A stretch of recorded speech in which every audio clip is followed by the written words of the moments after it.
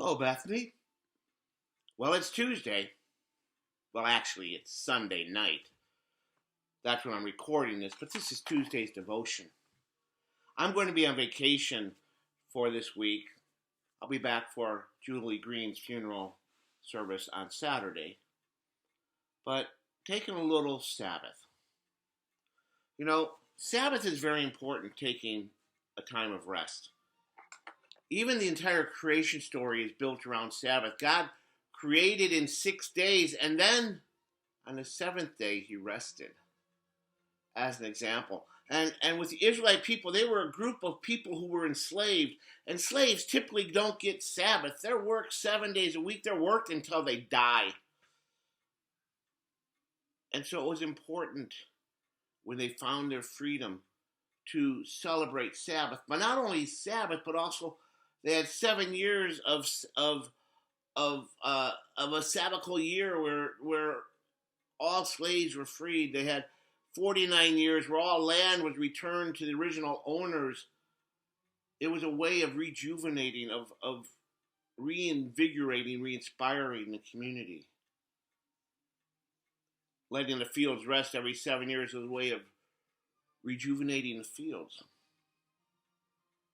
Sabbath was important, especially to people who didn't rest. So let's look at Exodus. Even when God gives the Ten Commandments, as Moses reads them out, it connects it to the creation. Exodus 20, verse 8. Remember the Sabbath day and keep it holy. 6 days you shall labor and do all your work. But the seventh day is the Sabbath to the Lord your God. You shall not do any work, you, your sons, or your daughters, your male or female slave, your livestock, or alien resident in your towns.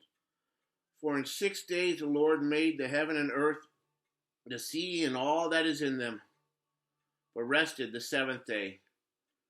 Therefore the Lord blessed the Sabbath day and consecrated it. Now we can legalize this like we talked about a few Sundays back, where people were getting mad at Jesus because his disciples in Matthew 12 were plucking grain on the Sabbath and they were eating it. And Jesus points out that man wasn't made for Sabbath. The Sabbath was made for man. The Sabbath was made to give us rest, to rejuvenate, to recharge our batteries.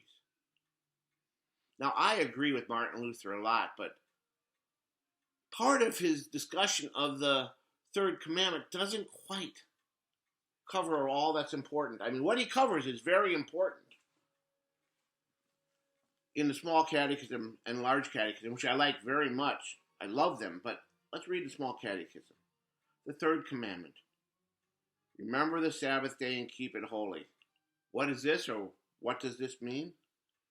We are to fear and love God so that we do not despise preaching or God's word, but instead keep that word holy and gladly hear and learn it.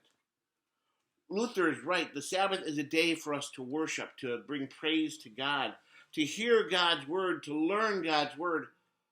But he stops at only part of the Sabbath. Another part of the Sabbath is to take rest.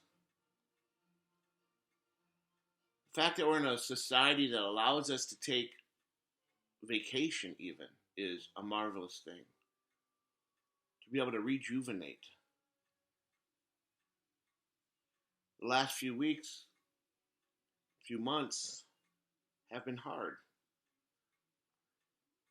Have you given yourself Sabbath? Have you taken time just to sit and be? Just to maybe listen to some music? Read a book? Or just sit and be? To take a break? To set aside all the worries and the pains and the struggles and just be present with God. Last week I talked about taking some silent time, but we also need to take some rest time. Go and take a walk. Rejuvenate yourself. Reflect on God's love. Sometimes we seem to be running so fast and so hard and wanting to make sure that we meet the needs of everyone that we don't meet the needs of ourselves. I remember when I was a child and we would go on vacation, and when we went on vacation, my mom always made our lunches and packed a cooler for lunches and went through all this work. And then when we got to the hotel room, she made sure all the beds were made and everything was done. And I realized that she never went on vacation. Then when we would get down to Florida and go to the ocean, she would sit there the whole time not relaxing, just making sure that none of us drown out in the ocean. She never really paused. Are you that way? Do you ever pause? Take Sabbath? Relax? Listen to your breath? Do nothing?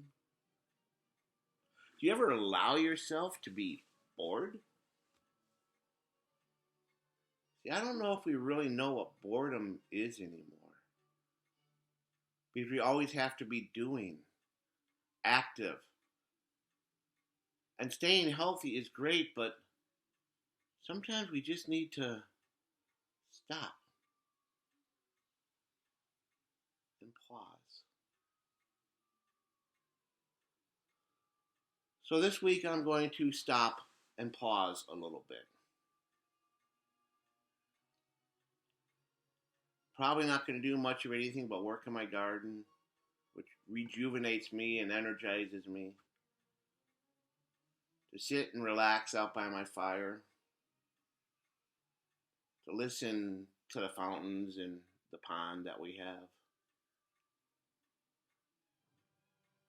Maybe to roll down the windows of my car and turn up my stereo and just drive around a little bit. Looking at the beauty of creation. We all need some time to just be. Maybe you can go out on a lake, Okoboji or Clear Lake or one of the others, and find your relaxation there. Maybe you sit and fish in a pond or the river or the lake. Maybe you go boating, or maybe running is the way you rejuvenate. That you get away. Going for a bike ride. Whatever it may be, take some time. Take a Sabbath. This has been a hard year. We've never had a year like this before. It's been tough. I told a friend that I've learned more about editing and downloading videos than I ever thought I would learn. That's okay. We're learning new skills because we have to, because of this virus. And we've been rough. I mean, it's been hard. So give yourself a break. Take some time. Relax. Take Sabbath. God knows it's good for us. That's why He calls us to do it. You see, the Sabbath was made for humanity, not humanity for the Sabbath. So take your time of Sabbath. Rest. Rejuvenate. I'll see you in a few days. God bless.